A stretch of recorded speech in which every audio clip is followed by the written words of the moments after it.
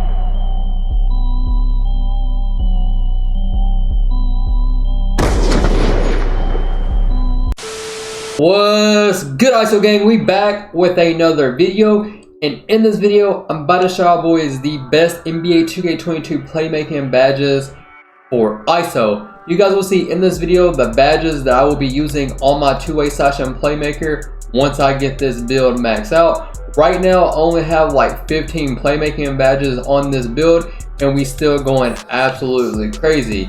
Make sure y'all boys drop a like, drop us up, turn on post notifications, and join the ISO gang. Alright, so look man, I loaded up my point forward because I have all my badges on this build, and I know it says I only have 29, but this build gets 30. You guys know that there's a little glitch from the season 2 update, and 2K they've already said that they're going to fix, like, if you're missing badges, Ronnie 2K has already said that it's a visual glitch and they're supposed to fix it. So yeah man, I loaded up this player just because I can change my badges, and then we can go over each badge in detail, and I can just kind of tell you guys what I use for ISO and what badges you have to have just to be able to dribble the ball and be most effective on the court. So yeah man, whenever you're first upgrading your player, you need 4 badges to be able to be effective on the ISO or just play in general.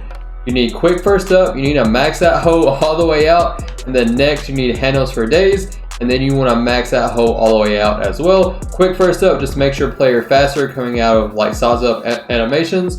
Then handles for days just makes it to where you can dribble more without losing stamina. Well, those 2 badges are very important. And then next you need unpluggable, and in my opinion you also need to max that hoe out. I don't know what it is this year, but still seem like they're very inconsistent. But I rock unpluggable as high as possible just because I don't want to take a chance of losing the ball, especially in a close game, especially if you have one of these two-way finishers with 99 steals on you.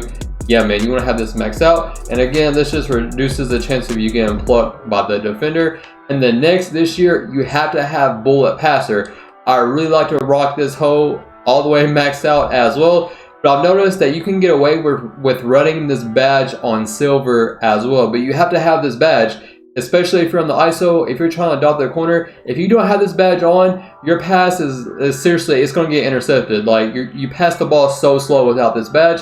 You can get away with it on silver, but I would rock it as high as possible if you can, depending on how many badge points you have, and this just improves a player's ability to pass the ball quickly. So yeah man, and then after that, those are the 4 badges that you need to have that are very important.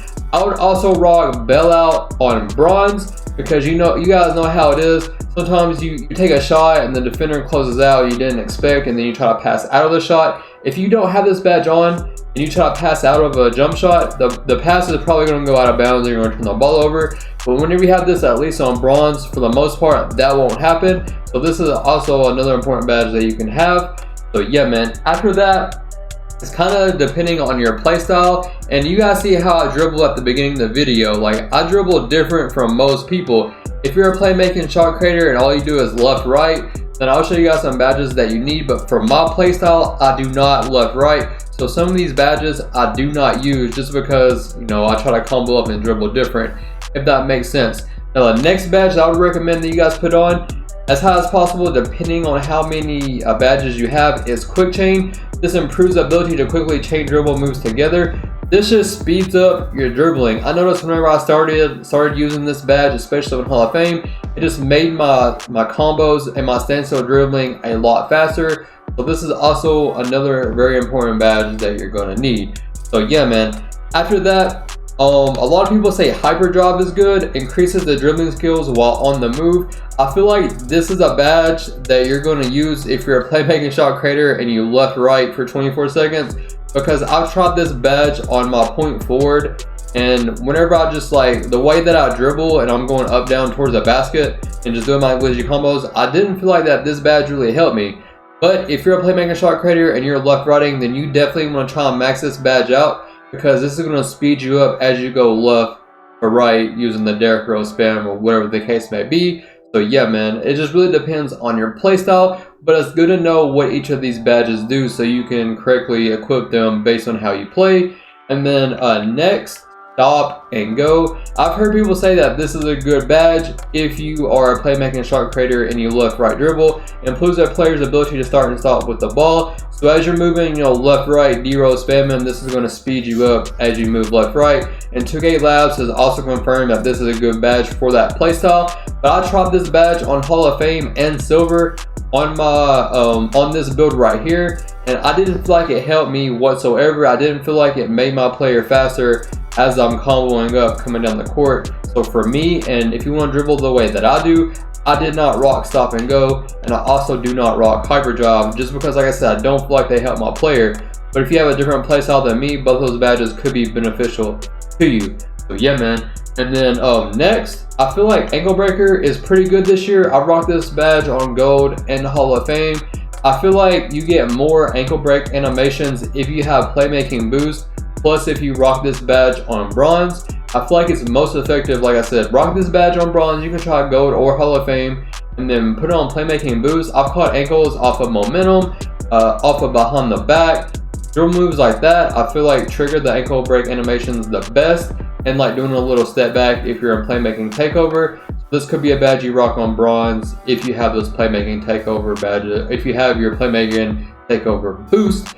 And then Space Creator is really good this year as well, so you can rock this on Gold or Hall of Fame depending on your playstyle.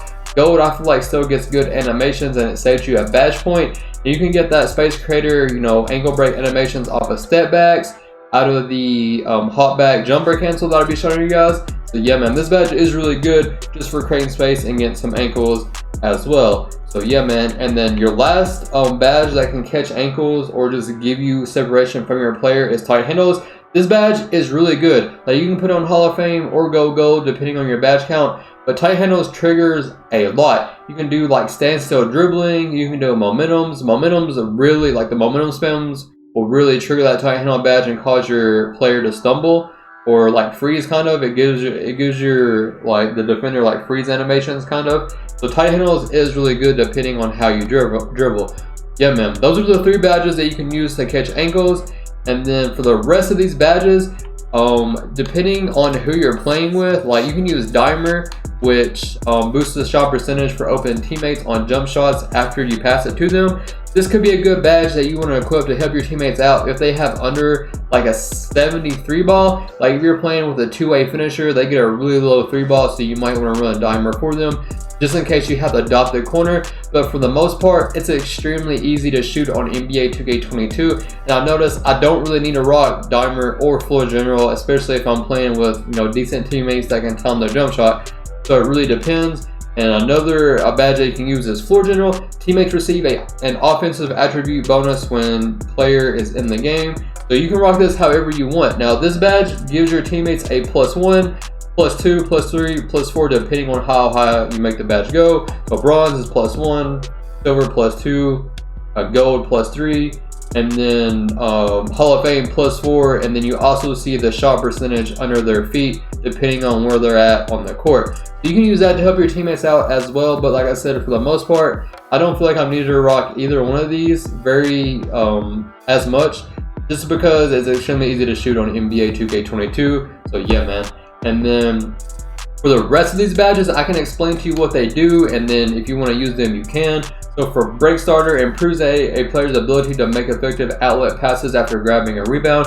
I've noticed, like with the high pass accuracy, you don't really need this badge, but if you're like a center or power forward, maybe if you play a lot of rec, then if you grab a rebound and then pass the ball, up the court, this could be a good badge for you.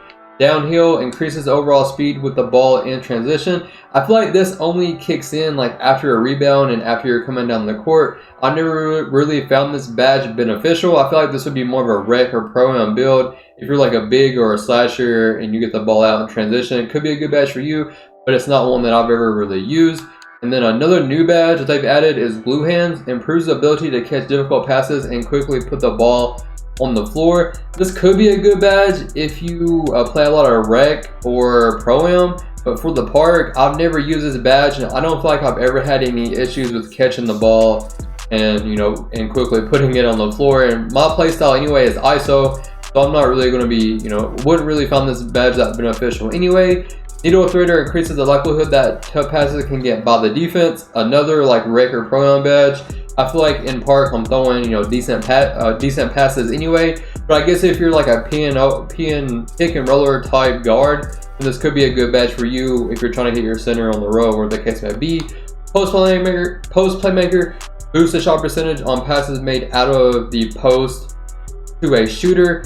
Like I said, this would be a badge that you could use if you're a center or power forward. And then special delivery increases alley-oop throw success and shot chance for receivers after a flashy pass. This would only be good if you're throwing lobs or throwing flashy passes for rep. You guys know how it is, like during like the 2x, 3x, 4x rep events. You can throw this hoe on, and you can use this just to get your rep up if you want to be more successful at throwing alley-oops or flashy passes, because those two things are the best way to grind rep on NBA 2K22. And then triple threat juke speeds up triple threat moves when trying to blow by the defender. I don't feel like this badge would be beneficial whatsoever, but I guess if you do triple threat moves, this could help you. But I don't feel like this would ever be a badge that me personally, it wasn't a playstyle that I would ever use.